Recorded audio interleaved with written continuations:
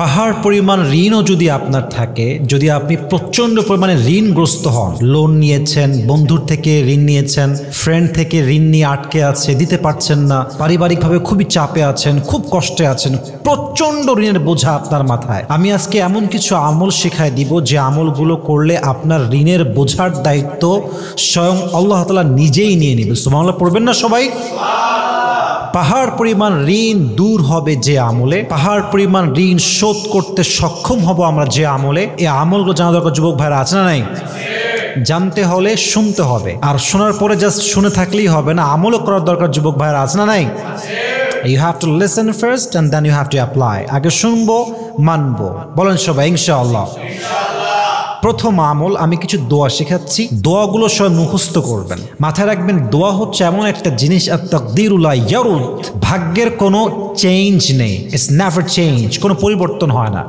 But দোয়া এমন একটা জিনিস, it has a lot of power, এর অনেক শক্তি আছে। and দোয়া is the only thing in this world that can change your destiny.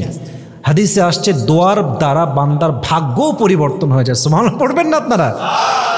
কিছু দোয়া শেখাচ্ছি, অবশ্যই যারা আমার অডিয়েন্স ফেসবুকে আছেন, ইউটিউবে আছেন, দোয়াগুলো অবশ্যই লেখা উঠবে স্ক্রিনে, আপনার দোয়াগুলো মুখস্থ করবেন এবং আপনারা যারা আছেন আপনারা আমার সাথে পড়বেন। রাজি আছেন তো ইনশাআল্লাহ? প্রথম দোয়া, আল্লাহর হাবিব সাল্লাল্লাহু আলাইহি ওয়াসাল্লাম বলেছেন, এটি আলী রাদিয়াল্লাহু তাআলা আনহু থেকে বর্ণিত, উনি বলেছেন, যদি কোনো বান্দা ঋণ মুক্ত হতে চায়, আল্লাহর হাবিব আমাকে এমন কিছু দোয়া শিখিয়েছেন যে দোয়া যদি কেউ পড়ে, আল্লাহ তাকে তার রহমত দিয়ে ঋণ থেকে মুক্তি দান করে। সুবহানাল্লাহ পড়েন সবাই। সবাই আমার সঙ্গে দোয়াটা পড়েন, সবাই পড়েন, আল্লাহুম্মা কফিনি বিহালালিকা আন হারামিক ওয়া আগনিনি বিফদলিকা আম্মান সিওয়াক। এর অর্থ হচ্ছে, অবশ্যই এটা স্ক্রিনে থাকবে, মুখস্থ করবে সবাই।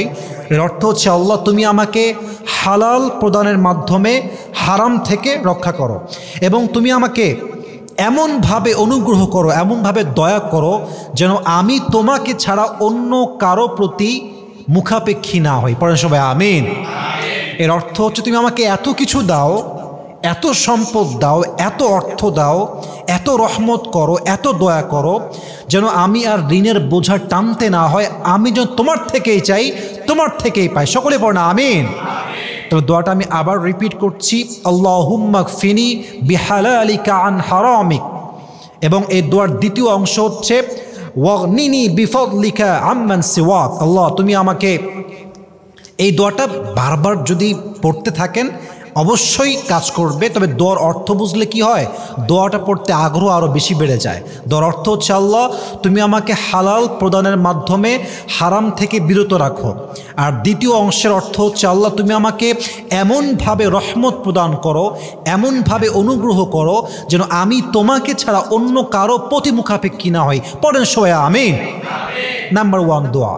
নাম্বার 2, এই দোয়াটা আমরা সকলেই একসঙ্গে পড়ব। সকলেই পড়েন, আল্লাহুম্মা ইন্নী আউযু বিকা মিনাল হাম্মি ওয়াল হাযান ওয়াল আজজি ওয়াল কাসাল ওয়াল বুখলি ওয়াল জুবনি ওয়া যালা'id দাইনি ওয়া গালাবাতির রিজাল।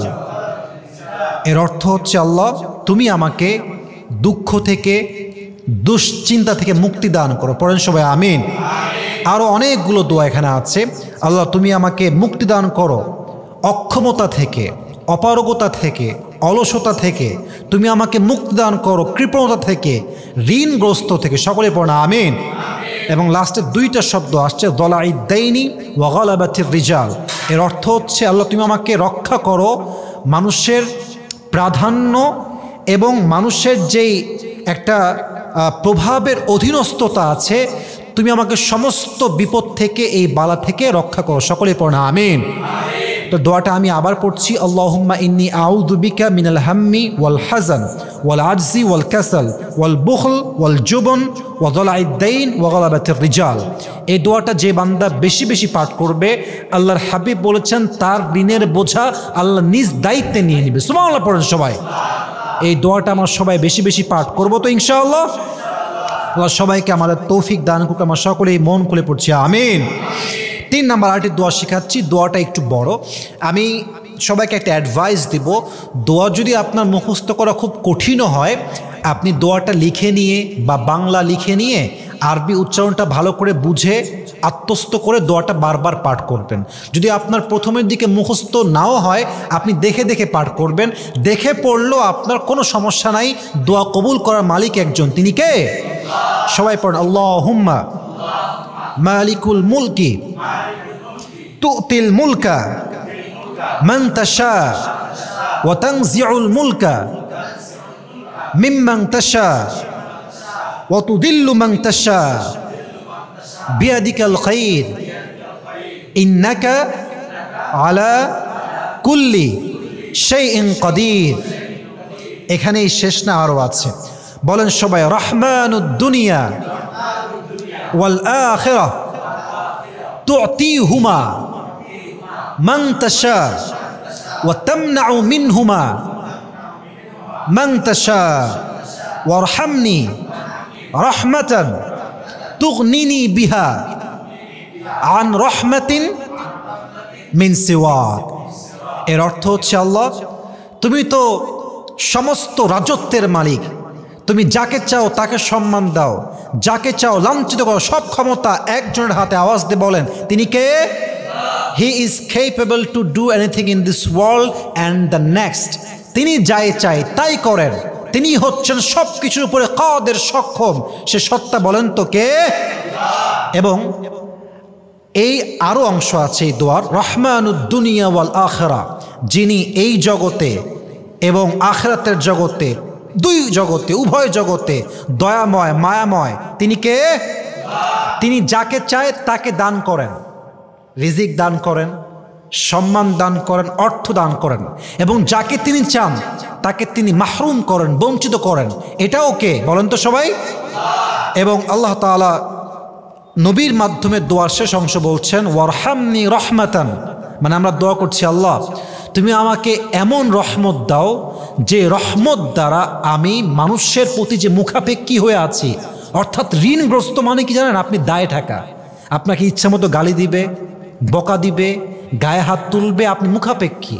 এবং দেখবেন যে আমরা কাউকে ধার করে ফেলি, তার সামনে আমরা উঁচু গলার কথা বলতেই পারি না, যুবক ভাইরা, ঠিক কিনা বলেন যুবক ভাইরা? এই দোয়াটা ওই দিকে ইঙ্গিত করছে, আল্লাহ তুমি আমাকে এমনভাবে রহমত দাও, এমনভাবে দয়া করো, যেই দয়া, যেই মায়া, যেই রহমত আমাকে মানুষের থেকে মুখাপেক্ষীহীন করে দিবা। অর্থাৎ আমাকে তুমি এত রিজিক দিবা, এত অর্থ দিবা, যেন আমার কোনো ঋণই আর না থাকে। সুবহানাল্লাহ পড়বেন না আপনারা সবাই?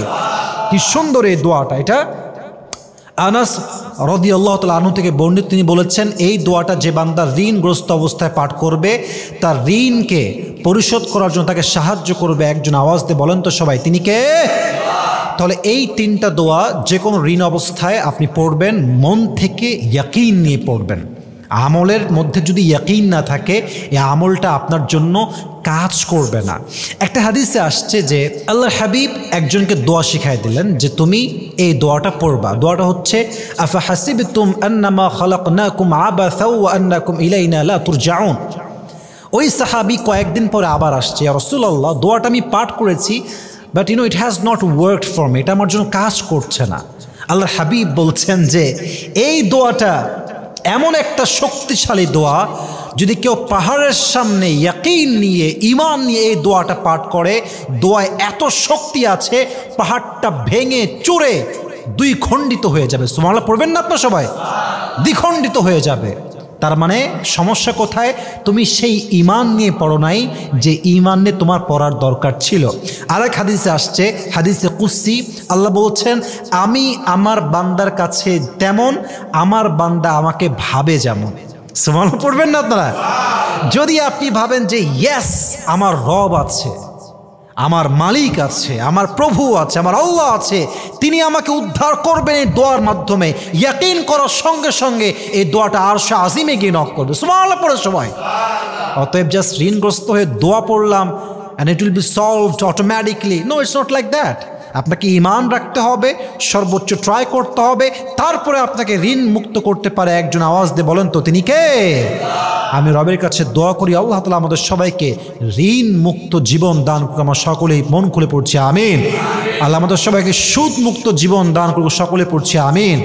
আল্লাহ আমাদের সবাইকে লোন মুক্ত জীবন দান করুক, আমরা সকলেই মন খুলে পড়ছি আমিন।